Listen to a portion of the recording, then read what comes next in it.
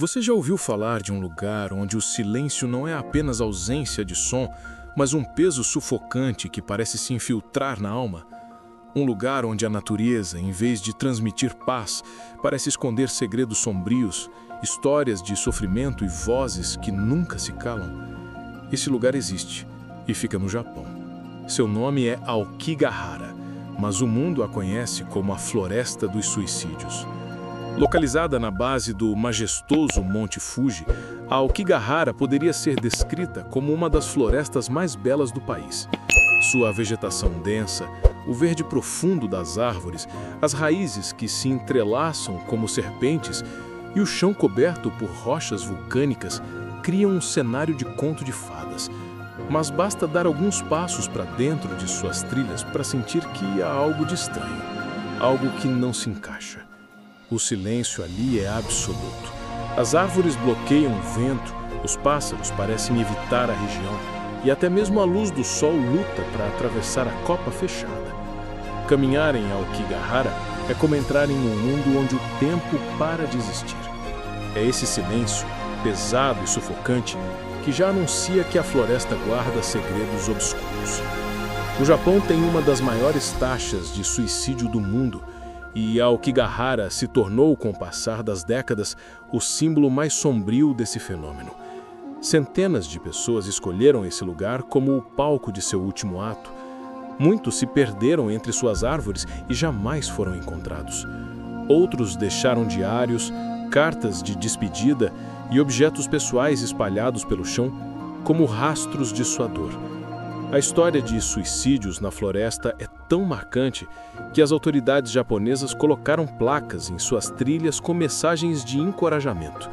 Frases como "sua vida é preciosa" ou "pense em sua família" foram instaladas para tentar dissuadir aqueles que entram ali com a intenção de não voltar. Mas para muitos, essas mensagens são apenas pequenos sussurros em meio ao grito ensurdecedor do desespero.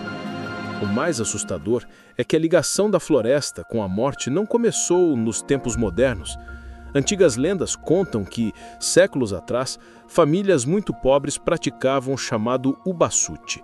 Quando não podiam mais alimentar todos os membros, levavam os idosos ou doentes para lugares isolados como Aokigahara e os abandonavam ali para morrer. Essas histórias deram origem à crença de que a floresta é habitada por espíritos vingativos, conhecidos como Yurei, almas que não encontraram descanso.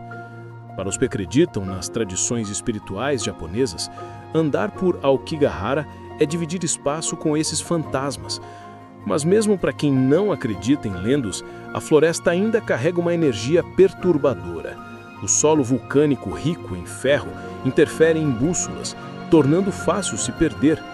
Quem caminha ali conta que a orientação espacial desaparece, que é como se a floresta tivesse vida própria e não quisesse deixar você sair. O silêncio absoluto só aumenta a sensação de estar em outro mundo, um mundo onde não há volta.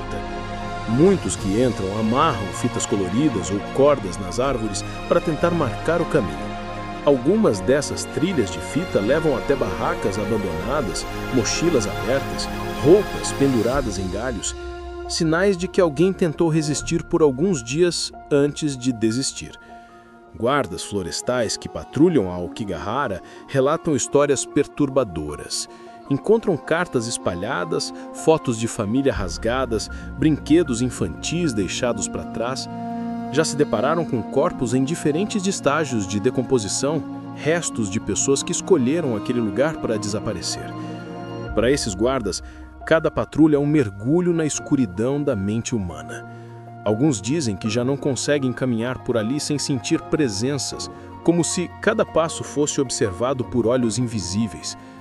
A floresta é tão densa que muitos corpos jamais são encontrados, e a cada ano, novas pessoas desaparecem.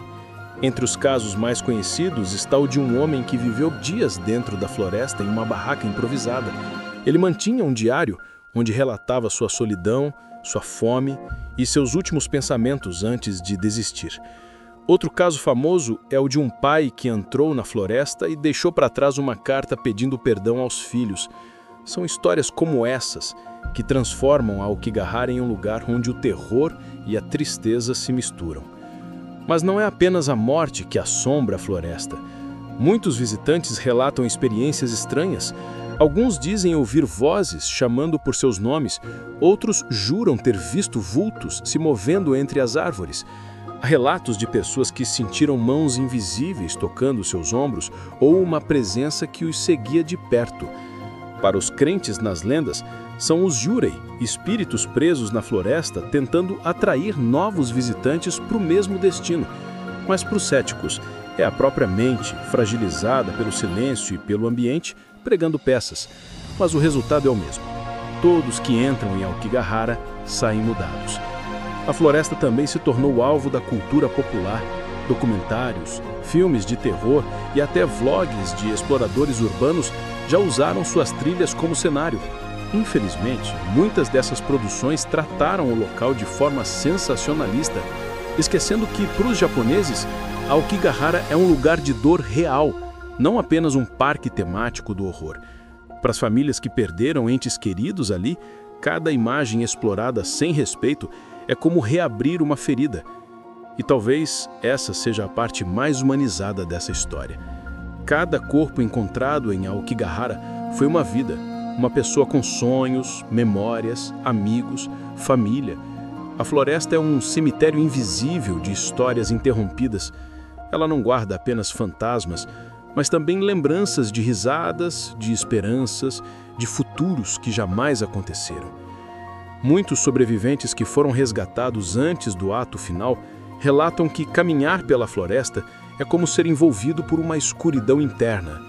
Não é apenas um ambiente externo, mas uma batalha silenciosa dentro da mente. Alguns dizem que as placas com mensagens de esperança foram a última âncora que os fez mudar de ideia. Outros contam que ouviram passos, como se alguém os seguisse, e isso os assustou a ponto de voltarem atrás. Para alguns, foi o peso da consciência ao pensar na família que os fez desistir. Mas nem todos conseguem. Aokigahara se tornou um retrato cruel da solidão. É como se cada árvore tivesse ouvido confissões, como se cada raiz estivesse entrelaçada a uma história de dor. E, entanto, em meio a tudo isso, a floresta ainda é bela. O verde intenso, as cavernas formadas pela lava, a imponência do Monte Fuji ao fundo, essa dualidade entre beleza e morte é o que torna a Aokigahara tão fascinante e tão assustadora. Ela é um lembrete de que a escuridão e a luz podem coexistir no mesmo espaço e de que nem sempre a beleza esconde a paz que aparenta. No final, a Aokigahara nos faz refletir sobre nós mesmos, sobre quantas batalhas invisíveis estão sendo travadas ao nosso redor, quantas pessoas sorridentes carregam silêncios insuportáveis, quantas vezes julgamos sem saber o peso que alguém carrega. O verdadeiro horror da floresta dos suicídios não são os fantasmas ou as lendas, mas a lembrança de que todos nós, em algum momento, podemos ser frágeis, todos podemos nos perder em nosso próprio silêncio. Se um dia você entrar em Aokigahara, ouvirá apenas o vento batendo nas folhas? Ou será que escutará as vozes que ainda ecoam entre as árvores?